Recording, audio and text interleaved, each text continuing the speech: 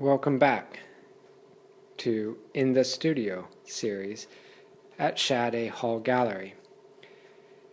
This is Dissonance. It's changed a great deal since you saw it last, and it even changed a great deal from the very first version. We've come a long ways. I am extremely happy with this, and in case you're just seeing shapes and colors at this stage, I'd like to explain how this piece works. Now, this, in the previous video I showed you the window frame that I'm going to place on it, so obviously it will not, the edges, such as this bottom left edge where there's no color, that won't be viewable as it will be wrapped around on the back side. So there's aspects there on the sides, on the outer marginal areas of this canvas that will not be used, but I painted them just in case. Okay, what we have here, I need to explain this. This video is going to be slightly longer than the other 2-minute videos. View this piece here as city buildings, monoliths, all black, cold, sterile, metallic. And there's it kind of plays with the eye. Now this one, Dissonance, is not really a juxtaposition, kind of a contradiction. Two things that don't go together. So this is really interestingly unique on how you're going to have to view this. Alright, let's see here. This black area is a building.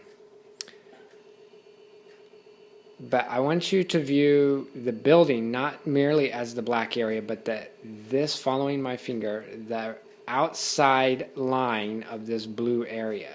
So it appears that this building is coming over here, and this building is coming down behind this one, and then this one is in front, this tall building here is in front of this one, and in doing so we have 1, 2, 3, and this black area here becomes the negative space, the sky. So here is another building here. So the colored area is really the outline of the building, and the black is to show the metallic coldness of it. And this will make much more sense when you read the description below. And I'm going to go ahead and give it to you. I was wanting to hold off, but you kind of need to see it, read it, to really appreciate this piece. And here's more, and then negative area.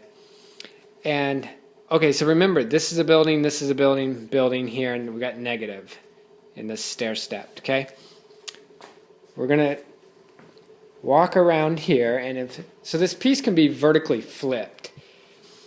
And now here's a stair step, and we still have the vertical area.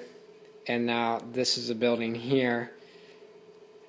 But here's something interesting. This negative area is no longer the sky, as this is the line of the building. And now this building goes way up here. And so now this, which was previously a building, is now perceived as the negative area. Remember, use the lines, these wide 1.5 centimeters to almost 2 centimeter wide outlines is the outline of the building. Now that you have that in your mind, hopefully you understand, were able to follow me. There's something unique about this.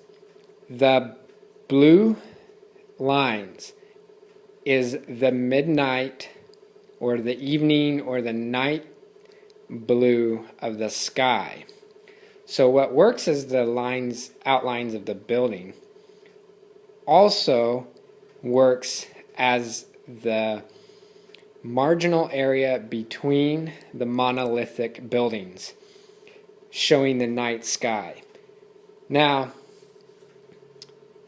remember here we have this picture frame. Well, it is going to be the picture frame, but it is a window from a country home from 1905, the year being irrelevant. But it's from a country home. And you're going to be looking through this old, antiquated window down, perhaps, you live on the hill, out in the country on the hill, and you can see the city down below. And from through this window, you see all of the colors, the spheres and the orbs and the glares of all the bright city lights. And that is what the three colors represent here. Now, I chose to use only 3 colors for the lights, the blurred light glares, because this also is a juxtaposition between the right angles of the building, which would be in numbers of 4, and the colors are in number of 3. So you have odds and evens fighting together, further dissonance. The fact that you can use the blue colored lines to outline the buildings, but at the same time it's also looking between the buildings.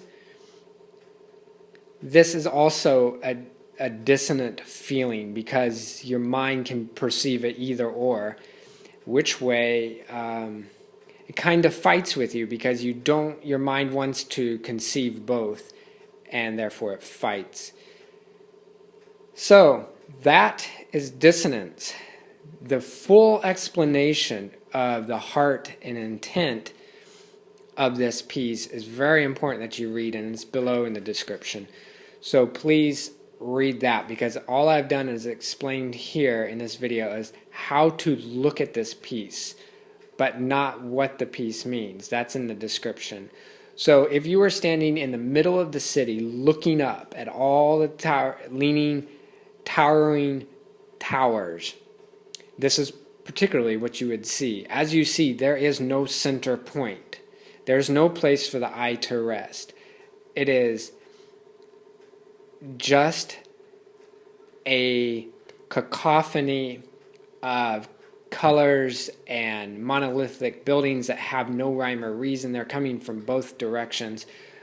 But in the busyness of the whole entire piece, your eyes can rest on the entire piece as a whole and not in one specific place, as that obviously is what I was going for. So please read the description, and the next video will be probably with the piece mounted into the picture frame and hopefully hung on the wall, and then with obviously some further information. This video is a bit longer. Thanks for patience. Thanks for sticking around and watching the Dissonance series all the way up to here, and we'll see what other information I can get you that would be entertaining. Take it easy, and until next time, ciao.